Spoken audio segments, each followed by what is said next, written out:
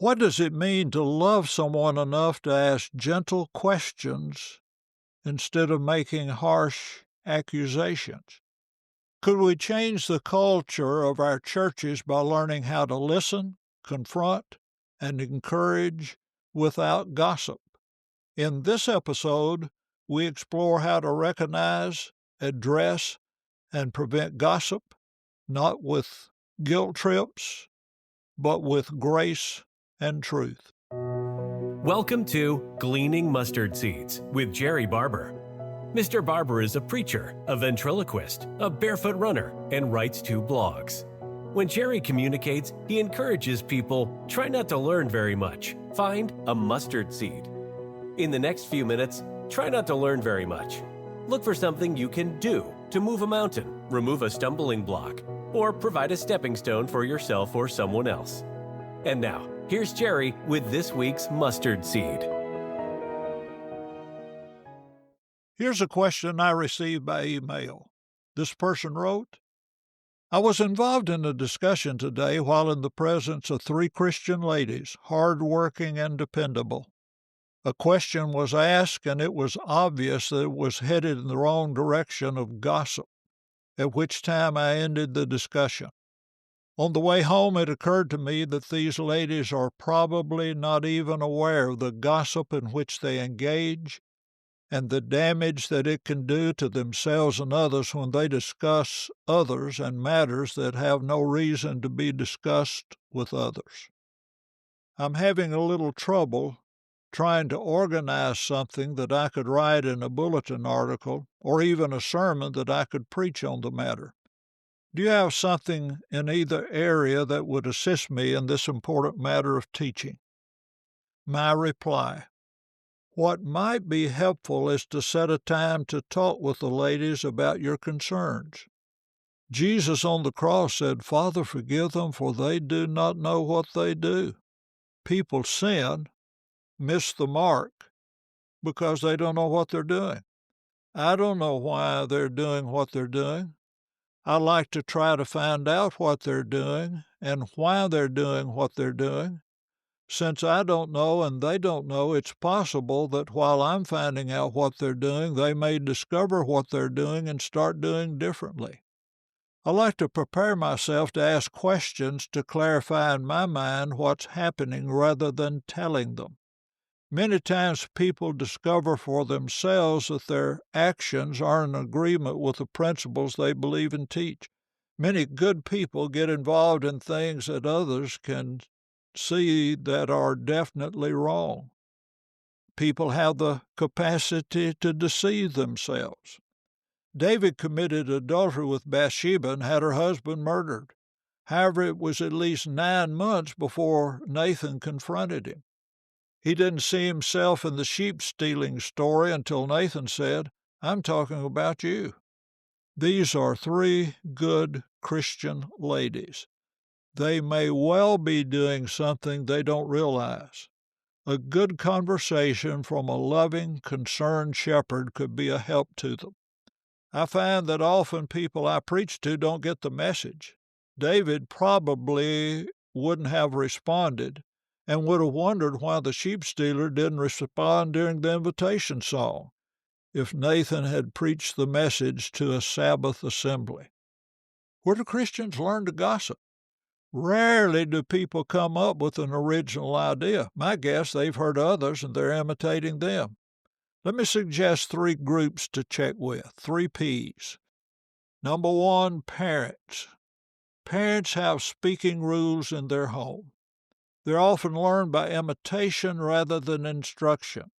If mother and daddy talk about elders, preachers, song leaders, politicians, friends, associates, and others in a derogatory way, it'd be normal for their children to follow their example.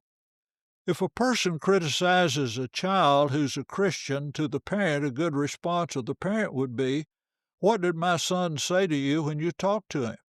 One thing my son resented growing up was a few people telling on him when he did something they thought was inappropriate, unwise, or wrong. He said, Daddy, I'm 17 years old, 6 foot 3 inches tall.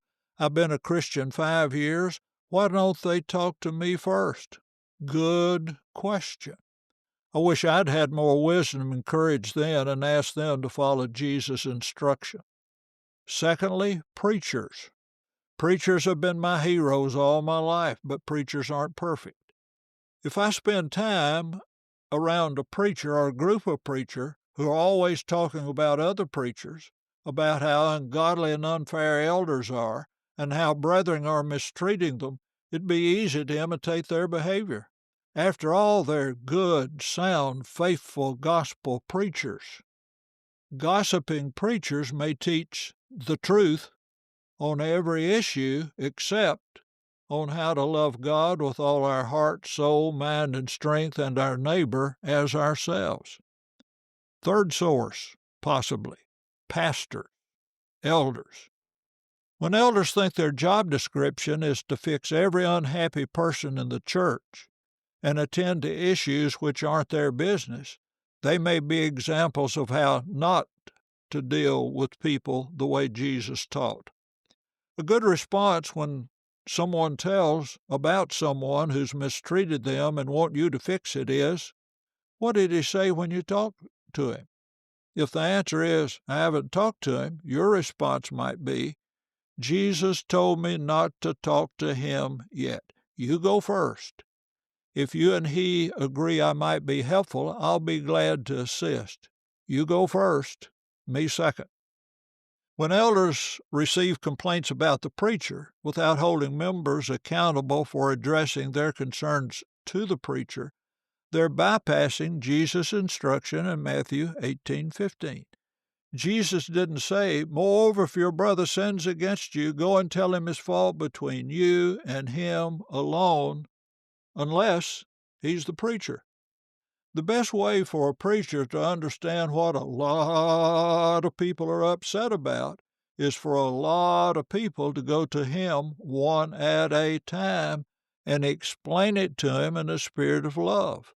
The volume of information will make an impression, whether it's about his preaching, attitude, work, ethic, or lack of attention to people who need his help.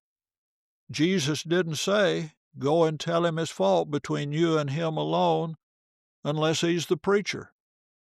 Well, why would people gossip? Number one, it's easy.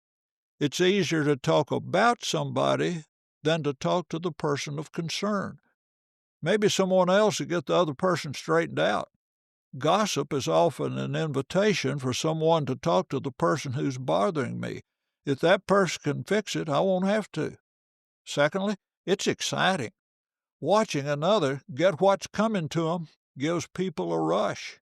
I may feel better when I can relate how another's done more wrong than I have, according to my accounting. Some people who don't gossip listen to it. Without gossiping ears, there would be no gossiping tongues. Well, why not gossip? Number one, it's sin. God said don't do it. Leviticus 19:16, Proverbs 26:20 and 21, and others. Mark 16:16 is read in my Bible. Jesus said it. I want to teach people how to be saved. Matthew 18:15 to 17 is read in my Bible. Jesus tells us how to address those who have missed the mark with us. I'm to go to the person who sinned. If that doesn't work, take one or two more. If that doesn't change him or me, I should involve more people to help. Gossip helps no one. Everyone gets hurt. Individuals, churches, businesses, and other groups can't function well with people addressing their concerns to the wrong people. Gossip and tale-bearing divides churches, alienates family members, and harms businesses. How do you prevent gossip in yourself and discourage it in others? Will you and I refuse to encourage gossip by not listening to it without helping the gossiper learn a better way? Thank you for listening to Gleaning Mustard Seeds with Jerrie Barber. If you found a mustard seed, send a text or email with the link to a friend. This podcast was brought to you by Jerrie Wayne Barber Sales Manager with AmeriPro Roofing. AmeriPro Roofing has been around since the year 2000 and has had an office in Franklin, Tennessee for the last 10 years. We have installed well over 200,000 roofs nationwide and are excellent at replacing roofs, gutters, and siding. We are reasonably priced and outstanding at working with your insurance, which helps minimize your out-of-pocket expense.